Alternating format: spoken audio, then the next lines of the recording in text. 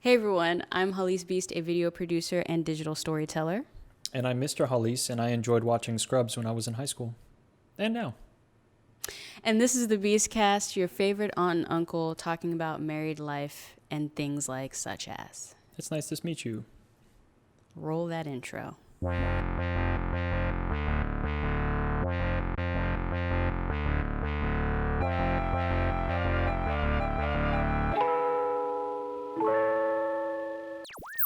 So the topic today is, can men and women be friends? Platonic friends. Yeah. I don't know. Yes, I think, no, actually, you know what? I say yes, just because I have male friends. So I'm going to go yes. So I think we should talk about it, one outside of our lived perspective now, Okay.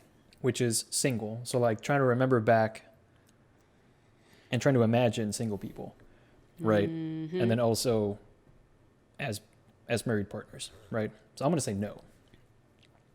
Oh. Yeah. And this is also why we didn't talk about it beforehand, because I wanted that, Oh, yeah, okay. the reaction and like maybe the probing of questions. Yeah. Excuse me. Or probing questions. Lord, I'm so burpy in these podcasts. You're burpy in general. I'm sorry. I'm just a gassy man. You are. That'll be the intro to another one. We'll see if anyone picks up on it. I'm Mr. Hallease, and I'm a gassy man. Yeah. Okay. So you don't think? Wow. Okay. Even when I was single, I had a lot of male friends. Mm-hmm. And I don't think it hindered me. Maybe it did hinder my potential partnerships. I also didn't date a lot though. I don't know. I don't think it's a matter of like hindering potential partnerships. I think it's just, and again, this is again our lived experience. It's gendered, right? Yeah. So this is like the classic Heterosexual experience. Let's not say that. Let's just say heterosexual, right? It's not classic. Yeah. It's the heterosexual experience. Right. So I can only speak for myself, and you can extrapolate from that other men, right? Okay. So, yeah, I don't think it complicates like your relationships with other people. I mean, it can, but I feel like it more just complicates the relationship itself. The relationship between you and this opposite sex person? Yeah, so like... Okay. Just making sure I understand what you mean by sorry. that. So I was reading some like pseudoscientific stuff, and I'm not going to quote anything, so none of this is truly scientific, but you know, like men, it was shown in these are like qualitative studies, so they're not like actual hard numbers, but it was shown that, you know, men typically see that it's like, what do you want out of the relationship? And it's like, well, typically, you know, I am perceived as more attractive to the woman because I see that the woman is more attractive to me, you know, just like I feel like there's just an innate deficit in what a man and a woman want out of relationships. Interesting. Like the man always feels like you are desired. It's not a rational thought. Okay. This was my next thing. I mean, I've had, like, I have this thought where it's like, oh, you know, like women just probably, you know, want something out of you. Really? Yeah, it's almost like a crazy puppet. Interesting. It's like a crazy puppet on the other side of the room, like in the corner, and it's just like, maybe she wants a relationship with you, and it's like, how are you still here? It's been 31 years. What's wrong with you? And it's just like, it doesn't make any sense. Interesting. Okay. But it's a little like voice in your head.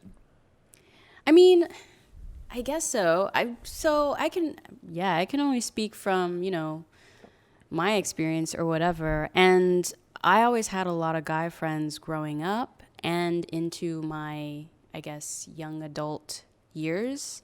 But I think a lot of that was just because my interests were very typically seen as masculine interests. And so it just kind of lended itself to that thing.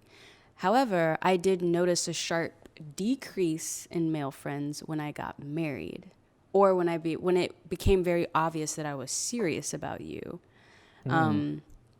Like even just in some of the language that some of the guys that I just used to hang out with that I always assumed it was very platonic.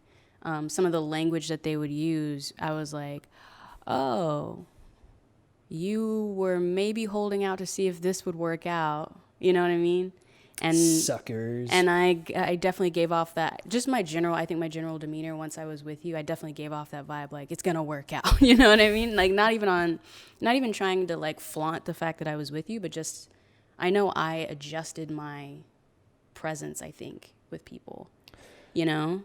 And so I noticed that some guy friends like weren't my friends anymore. So Imagine that. You know, maybe there is something to it. Yeah, I guess from the single perspective, I still think that men and women can be platonic friends. I'm not saying it's impossible. Yeah. I think everything that's kind of built around our social interactions, though, it makes it hard to have that. So again, in some of these studies, I'm just going to say internet articles because that actually sounds more credible. Yeah, right? internet articles articles because it's just whatever internet articles. They say that there's an innate like cost versus benefit thing that people don't like consciously do or make, but it is a thing, and so women enjoy the perks, and so each gender thinks that the perks that the other one feels are actually a cost to them. So women tend to enjoy, like a shared, and this is all like very sterile and like kind of weirdly scientific in the verbiage that they use, but it's like women enjoy the resources that they share in these relationships. So whether it's like networking or maybe the other friend like pitches in with some of the meals or like paying for some of the outings or something, like there's pooled resources. Oh, yeah, okay. And so that totally makes, I can understand that. Right. So women tend to see that as more of a benefit. And Totally. They also tend to have more of respect for they also tend to understand what a platonic relationship is. Yes. And desire that. Yes. Whereas with men, again, they see themselves as being more attractive. It's like, oh yeah, of course she's probably attracted to me. That's why she's hanging out with me. And then they would interview the woman, and that was not the case. It's like, no, I don't think he's attracted to me, and I'm not attracted to him. No, she's just nice to have around. It's, Right. Good companionship. Like, we're helping each other out. Right. Like, I actually know, like, a prime example of that actually is someone who's appeared on the channel a few times, which is Keith. Based out of the studio. So back when we used to live in Austin, one of my good friends, Keith, he owned a studio in Austin. Beep bop. If he watches this, I know if he watches this, he'll get it. He'll know. Inside joke. And I first actually met him when I was like 11 years old. He went to college with my sister, actually. But then moving into Austin and becoming a video producer, I ended up building a relationship with him, a pretty close one, because we're both in a very similar career path. Yeah. And it was just a mutually beneficial friendship, so much so that, I'll be texting him and all this kind of stuff. And he's telling me about who he's dating and, all these, it's just silliness, He's basically like a big brother. And like, I don't see him in that way. I mean, he's a handsome guy or whatever, but I don't see him like... He's an attractive man. Yeah, he's a good looking dude, I mean, he's got the whole swarthy Italian thing going for him. So anyway, yeah, but like, I see that very much as like a mutually beneficial friendship to maintain. Right. Or like my relationship with Belief, Belief in fatherhood. Him and I message and stuff like that from time to time. Again, all of these are like friendships I have post-marriage, I guess. But like, I see Belief literally as a cousin. Like, literally, he's my cousin. That's how I see it, And there's nothing, I don't know. Just purely a friend. So, I mean, earlier in the relationship, I've always been insecure in relationships anyway. And so I was always kind of wary about, like, who's that dude you hanging out with? What's the relationship? Were you? You hit it pretty well. Is there, like, any legitimacy to me feeling threatened or, like, having to bring something up? Yeah. Excuse me. And you would just need to, like, listen. And it's like, no, okay, cool. But again, this taps into the marriage thing, which I don't want to talk about till just about later. Sorry. Anyway, so back to the original point. So women see, like shared resources and like the benefits of the relationship. Men see more, they see the potential for romantic or sexual relationships in every relationship, right? They see that potential. Ah, that's a good way to put that. Okay. And so, That's not the immediate interaction I think most women are going for, yeah. right. Or at least that's not what I was ever immediately going for with any friendship. Yeah. And again, I'm talking generally, and I'm talking about my source is an internet article which is unnamed to y'all. But yeah, so men typically see, like I'm investing into a relationship, and there's always kind of the potential for romance, maybe not. Mm-hmm. But they see, and again, we're talking maybe like single people, but they see that if there is no reciprocity in romantic interest, then you become like friend zoned. And so the term friend zone is actually just, and this was somebody's hypothesis, the term friend zone is actually just an imbalance in the relationship. So the man or woman, whoever it is, like clearly wanted something out of the relationship, but the other person wasn't interested. Yeah. And so at the end of the article, they eventually just said, seek out balanced relationships and make your intentions known. Yeah. Like we're clearly married, and it's like, I don't want to fair you all up in my business. Yeah, totally. Hey everyone, thanks so much for listening / watching this Beastcast episode. If you are new here, a few things that will help us out. Like this video if you are watching, like the video, and subscribe if you haven't, because you should. It's a thing to do. It's great content. And then also, if you want to take it a little bit further, one of the best things you can do is let the ads play on this video, because that really helps on the back end for me. And if you're new to, that's like good YouTube etiquette in general. Watch the ads. It helps us all out. You know what I'm saying? And if you want to take it an even step further, support the Beastcast and this channel on Patreon, patreon.com/Hallease. I'm gesturing to show wherever the link. Oh, okay. Patreon.com/Hallease. There is no maximum. There is no minimum that you can give per creation. All you have to do is just set a monthly limit, and that is it. Can even be $1. It can even be $1. Whatever you want to give to support this channel and the Beastcast, greatly appreciated. If you're listening, leave us a review wherever you're listening to us from, because that helps us get better. And then if we get enough reviews, then there's a rating, so that's cool too. So please do that. It really helps us out. And thank you so much for being here. Thank you for finding our little crevice of the internet. We appreciate you. Snuggle up with the crevice. Yeah. Oh, and then one other thing. I want to mention who some of our new Patreon producers are, because we've gotten a few new ones. Who are they? All the names went away. That's not cool.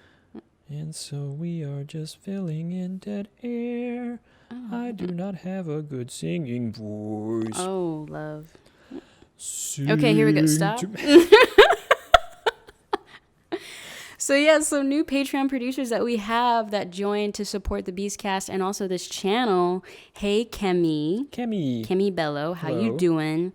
Lord, I hope I'm saying your name right. Hallease Collier? Is that how you say that? Sure. I hope I'm saying your name right. I'm sorry. Or it could be Hallease. Hallease? I would say Hallease. Oh, all right. Hallease Collier, hi. Welcome. How you doing? And then Poseidon 10, 11, was it 13? Yeah. It's Poseidon 13. Poseidon 13. There's not Poseidon 10, 11, 13. I was counting it out. I was counting it out because it's like Roman numerals. Anyway, Poseidon 13. What's up? How you doing? It has been a minute.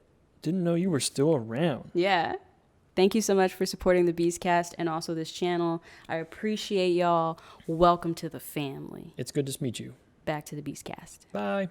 So I know the friend zone for men is a term that they use or whatever. Right.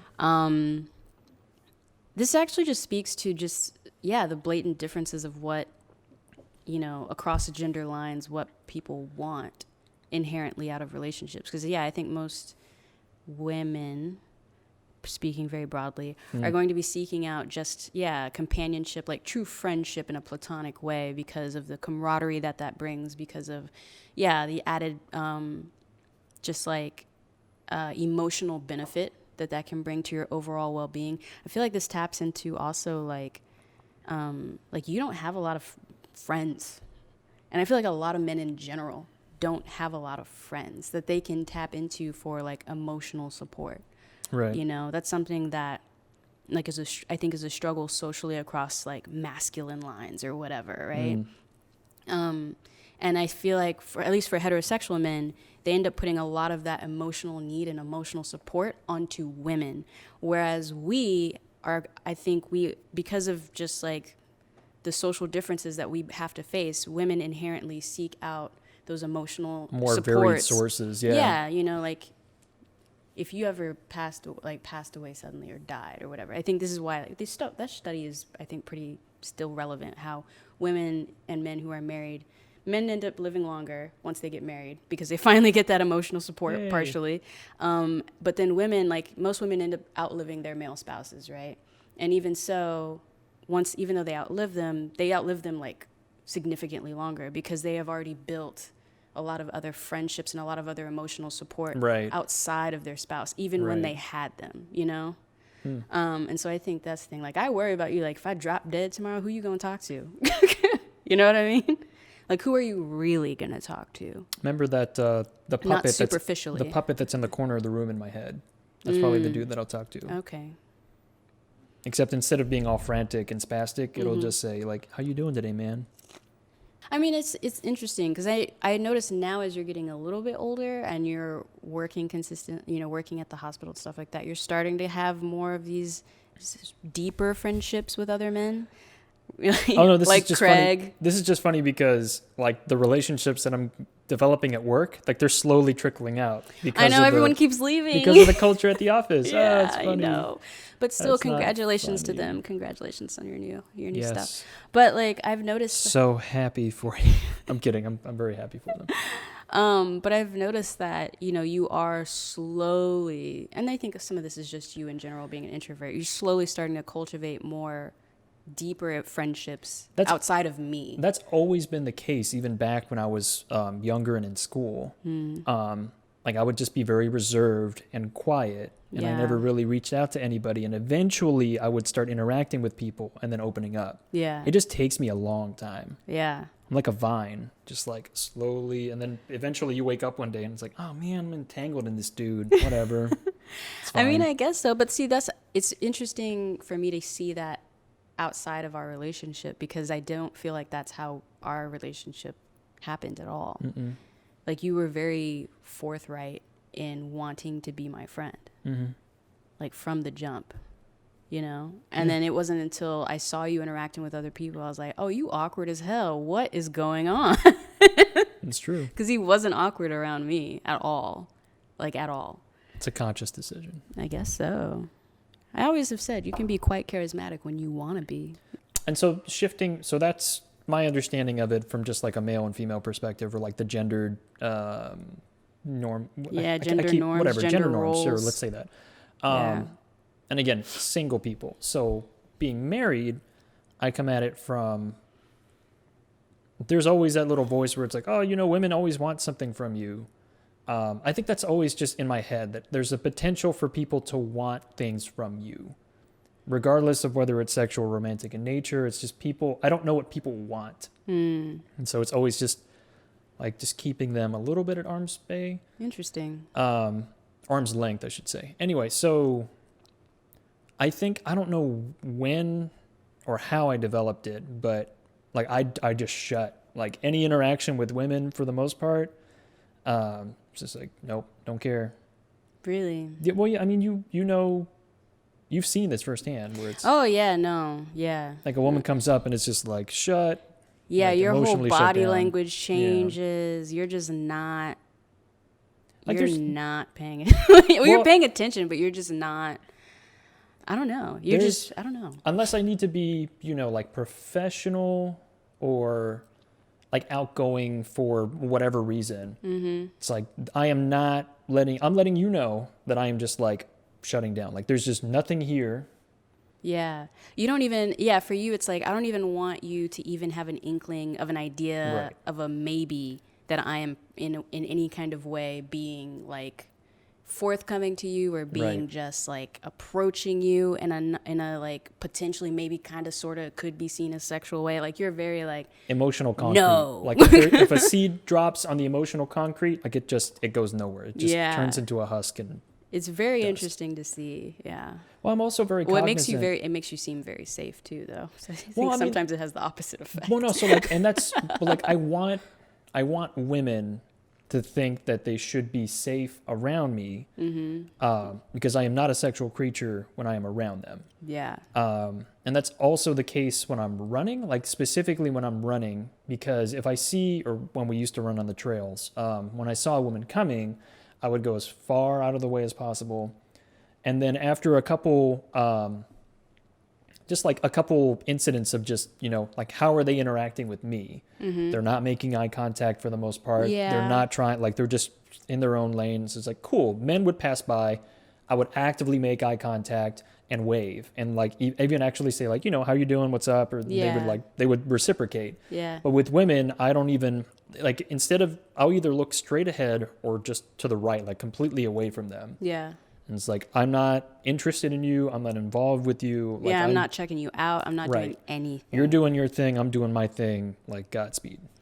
I mean, I think that's fair because I know as a woman runner as well, when I was in the trails and stuff like that, yeah, if another guy is like, if I'm about to pass another guy, unfortunately, in our society, you're just taught to consciously fear, like the baseline is fear to a certain degree with any like initial male interaction, especially if you're just especially if when you're alone. And if you're like, even if you're not small, but just if you're a petite, like I'm a petite woman, like you just have to, in the world we live in, you have to just think the worst. Think defensively, right? And think defensively of most men and most male interactions. I wish that wasn't the case. I actively try to not think so negatively, because it doesn't help either. But yeah, that's a good point. Inherently, I believe that men, I don't know why, but it's just men will always want something out of whatever. Like they will always try to squeeze water out of a rock. Oh. Whether that's like getting ahead in a relationship or whether that's like, finding your way into like a friendship and it's like, well, I actually really like her and she doesn't. And like, I don't want to be friend zoned. So I'm just going to like either like manipulate the situation to make it work or whatever. Yeah. I don't believe in the human race. And then in particular, I don't really believe in men. Wow. I feel like I can have platonic relationships, obviously. Because you have them. right. Otherwise, if I was admitting that on camera, this would be a weird video. What? Or a popular video. And it's like, oh, I can't maintain platonic relationships with women, even though I'm married. That would just be weird. I mean, if that's what you got to do to stay in your marriage or whatever, I guess. No, what? I don't know, man. We're just talking about it. So let me pose to you, like you say that you have platonic relationships, right? Mm-hmm. With male peers or male friends at this point. Mm-hmm. Do you feel like you can interact with them? I'm assuming that these are heterosexual. Like if you have gay friends, obviously this doesn't count. But like you've spent the night over with other friends, right? While you were married. Female friends. Oh, yeah, yes. Yes. Like, what? No. Sorry. But would you feel comfortable doing the same in front of those male friends? Like even while you're married? Wow. So I'm not like specific, like to the question, can men or women have platonic relationships? And so even if you can say yes in the marriage, I feel like I do you really feel like you can eliminate that sense that men may or may not ever want anything? Ooh, this is uncomfortable. Well, because there was a case where, was it VidCon? So when I was shooting my Creators for Change video in London, and I'll link to that in the I. Belief in Fatherhood helped me shoot a lot of that video, which thank you so much, was really helpful. And while I was in the process of planning and producing that, one aspect of it was we actually were going to stay in London past the Creators for Change camp that we were all going to. And so I was I was completely in producer mode, and it was actually, I think, you and Belief in general who kind of like reminded me a little bit of it, because when I was booking the hotel, I was looking at Airbnbs, and I was just looking at Airbnbs in terms of like, oh, like literally 2-bedroom, 2-bath, like apart, like dorm style Airbnbs. So he can have his side, I have my side, and like it's cool, you know? Because those are actually cheaper than just staying in the hotels. And I was trying to utilize my Creators for Change dollars like as efficiently. Right. I was completely in producer mode. This was more budgetary. Yeah, I was completely in producer mode for it. But I was talking to Belief about it and showing him like where it was, and he immediately like squashed it and was like, nah, I need my own hotel room, like not attached to yours at all. And I was like, pause, you know? Like I wasn't offended, but I was just like, why is he being this way? This is weird. And he was the one that was kind of like, he like used the word, I feel uncomfortable doing that. And then I stopped, like I pulled myself out of producer mode and was like, oh, I understand this. I'm like crossing a line of some kind. Well, then you brought it up to me, and I was like, "That's." And even you were like, "That's weird. That is weird that you." Yeah, you were like, "I don't know if I like that you would stay in a hotel room with this random other guy because you'd never met him and like things like that." Well, you were telling me, no, I mean it's clearly for budget and like this and that, and he would understand it, and I was like, I mean, cautiously, sure, but I was never comfortable with it. Yeah, and so I was like, oh, okay, and I just booked hotel rooms, and there you go. That was the end of that. But yeah, that's a good point, because I think, I don't know if I would ever, if it wasn't purely for like work or some kind of like end result goal thing as to why I was doing it, I wouldn't just be like spending a night at a male friend's house just to do that, because that is like a line of some kind. And I'm not trying. Even though I think it's, you always want to give people the respect of the doubt, right? Mm-hmm. Benefit of the doubt. Benefit of the doubt, and just like I think that's a bit of respect. Respect of the doubt, you know. So yeah, but even then, it still is like, well, why am I staying there? You know. Right. So, do I have to? You know. But I feel like this. So for me, I think the reason why it doesn't give. I feel like there's a very heterosexual like lane of thought, because a lot of my friends are queer.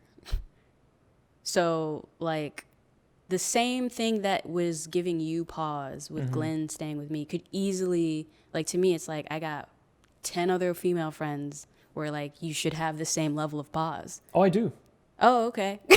See, I didn't know that. You know what I'm saying? So that's why I'm just kind of like, I mean, why? So I guess for me, it's kind of like if literally anything is on the table, you know what I mean? Mm-hmm. That's why I was like, Glenn can just stay with me. Who cares? You know? Mm-hmm. And that's like my frame of reference. So it's just like with me, men will want something from you. And I'm not saying that women cannot do the same thing. Like if they're a non-heterosexual person. You say queer, it's easier. A queer. That kind of gets everyone in there. I didn't know if that was PC. But anyway, yeah, if they're a queer person, I mean, they can if they wanted to have sex with somebody, they're going to have sex with somebody. It doesn't matter. Yeah, they're going to make that advancement. Right. You know? So, I mean, I always have pause. It's like, you're spending the night and it's a person there. It's like, are they in a relationship? It's like, so the catalyst for you is just like, is this person in a relationship with someone else? Like, is there a barrier between like potentially anything that can happen? And I mean, like a morality barrier, because that's all that really is like a moral barrier. Yeah. I mean, it's a trust system. Yeah. But speaking of the trust system, as a relationship and the marriage like got more and more experience, like as we got older and developed into this relationship and grew into it. Yeah. I mean, I trust you. Yeah. Right. Yeah. I know you're not going to do something like that. Yeah. But I still don't trust other people. Yeah. But it's like, by that same logic, anything can happen with anyone. You know? Sure. But I don't, I guess the fear I have is that I don't want people to, or maybe it's just myself. I don't want to limit the potential of friendships I can have from a place of fear. You know what I mean? Or from a place of like, oh, you're gonna want something out of me. You know, I guess I want to come into friendships, no matter who it is and who they are. I want to come into it just open at the possibility of like what a friendship, a platonic friendship can bring, regardless of the sex of the person. And by doing that, you communicate clearly. Right. Because you, with other heterosexual men, like you communicate clearly that it's like, I'm with my husband. Yeah. I am happy. Yeah. It's like there's no room for interpretation there. Yeah. And I guess the big takeaway is that, and I made a note of this, that's why I'm looking out to the side. Yeah. There can be different interpretations to the same experience. And so whatever relationship that you're in, just remember, even though you're interpreting it a certain type of way, there's no guarantee that the other person is interpreting it the same way that you are. Yeah. Or having that same emotional experience. And it really does come down to communication. I mean, to piggyback off of that, when you and I, so our interpretations of how our relationship started is different. And I think that's a good way to put it. So to me, I feel like we were friends first, right? That's how I see it. No, and I think you're right. I think we were friends first. But in my head, I was hoping that something else would come into it. Like, I mean, I seriously did not ever consider it until you posited that to me. Yeah. To me, you were always just my friend. Like, oh, this is my friend that's a Chris. Perfect example. Yeah, like this is my friend Chris. We're hanging out. We would get dinner sometimes or whatever. Like looking back, it's like, girl, you foolish. But like to me, No. To me, it was purely a platonic thing, and like, oh, this is cool. I finally I have someone I can hang out with here in San Antonio, and like whatever. And then you were the one that posited to me like, oh, hey, by the way, just so you know, I am interested. Like, I am actively pursuing you. I don't know if that's coming across. And I was like, oh, let me meditate on that and figure out how I feel. So the relationship at that point was Schrodinger's relationship. Schrodinger's cat. So it was both, well, no, because it was both platonic and not platonic. Uh-huh. So it had the potential to be both things. And so I wasn't going to force a relationship onto you if it didn't feel right. Yeah. And so I was laying the groundwork down for a relationship, platonic or not. But the feeling that I got from the couple of just interactions with you before we were dating or just going out here in San Antonio, I felt a certain type of way about the potential for the relationship. Mm-hmm. We went on a couple outings. I'll call them outings. Yeah, sure. And I mean, I still felt that. I felt that you were still very easy to talk to. I felt that this could develop into something else. And so I posited that to you. Right. But if that could have easily not been the case, and I would have thought, oh, well, like she's not interested in me. I'm actually not interested in her. So this is actually a relationship. But I wouldn't have invested that much more time into it. You could have said, oh, well, do you want to hang out? And I'm like, no, because there's nothing in that for me. I would have just like stayed home or something. Okay. I guess that's like the bare like essence of the situation then, because it's like to you, if I had said no and then still wanted to have the same level of like friendship, it's like, it would have been deprioritized for me. Yeah. Whereas like I think for me, for women, even if it is a no, I'm still vested in you as a person. Sure. So, I mean, again, we come back to the beginning of the podcast where it's like, oh, you're like the resource, even if it's like, oh, we're just sharing experiences, right? Yeah. But for me, totally. there's no investment coming out of that. Yeah. Or, I'm sorry, there's no interest coming out of the investment for me. Or it's like, oh, it's just a friendship. And it's like, yeah, friendship is good, but yeah. That's so interesting. Wow. Blowing minds here on the Beastcast. Blowing my mind. Yes. A little bit. Yeah. Well, so then that gives me more questions. No, we're already so long in the past. Sorry. Are we? Yeah, I guess we are. Yeah, so keeping all of this in mind, that just makes me feel a certain type of way about you in regards to just like our first initial interaction, because you were technically with someone else. So you're just like, you're proving your point even more so. No, so when I interacted with you, there was nothing. Oh, okay. I mean, I thought of you as a person, but like I thought about like, oh, she's really cool to talk with. I wasn't like doing like a little mental like filing cabinet Okay. of like, ooh, potential love interest for the future. It was just like, oh, she's really cool. Yeah. Done. Oh, okay. But it was only when the relationship was like getting down to its last legs. I was like, oh, yeah, this is ending. I was like, oh wait, Hallease is still like a thing. I'm like, oh, I really want to pursue that. Or like I want to see how that turns out. Oh, that's interesting. Interesting. Okay. Because she was, and it's like, and she's in San Antonio. Oh, that's really weird. Yeah, let's do that. So I don't know. And I was lonely. I mean, Jesus, I'm an introvert. Did you see my first apartment? It was terrible. Yeah, it was bad. It was super bad. Yeah. It was Okay. depressing. All right.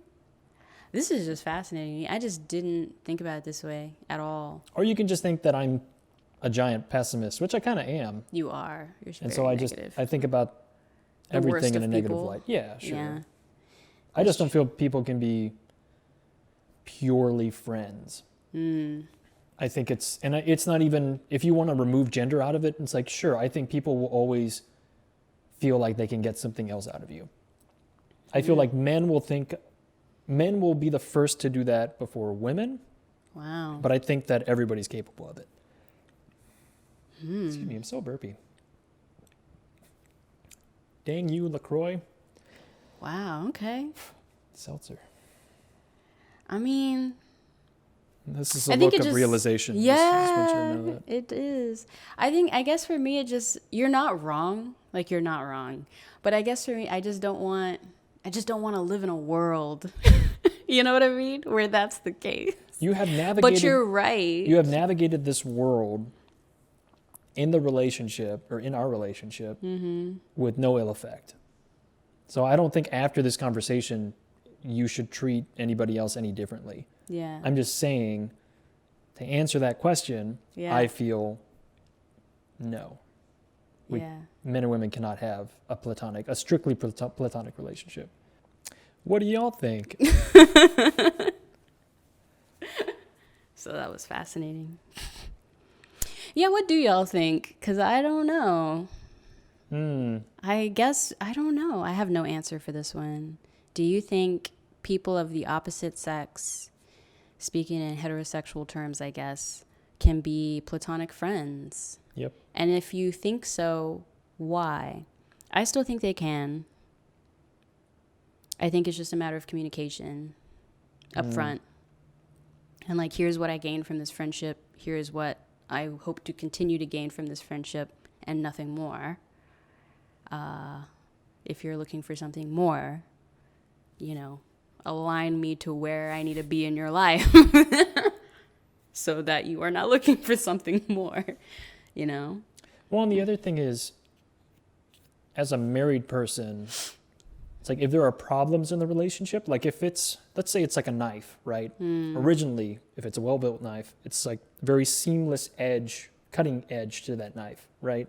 Over time in the relationship, you're hitting other things, hitting sharp things, hitting things that are harder than the knife. And so you get little chips along the edge, right? And so let's say that over time, you find somebody else and they can fill in those crevices in the knife. Ooh. And so it's like, I don't want to have the relationship in a place where you can feel like you need somebody else, Wow. like okay. that's where Okay. affairs happen. Yeah. And it's like, oh, you're not happy in the relationship, but you're in this like other seemingly platonic relationship. Yeah. But then all of a sudden they can fill a need that you have. And again, it's just all about communication. So Yeah. if you and I are not communicating well, then you will go to somebody else and there will be like a shift in the communication, and then maybe the affair starts. Wow. So Dang. you need to be on your P's and Q's. Otherwise, it's just like a snowball effect. Ooh, I mean, I mean, that makes sense, but then to me, it's like, ooh, you're just like waiting to get got. I feel like it is all about just having a good dialogue with people. Like just knowing where you stand in relationships. And now, okay, so when you say that makes me think of, just from the married perspective of it, I bring you up a lot.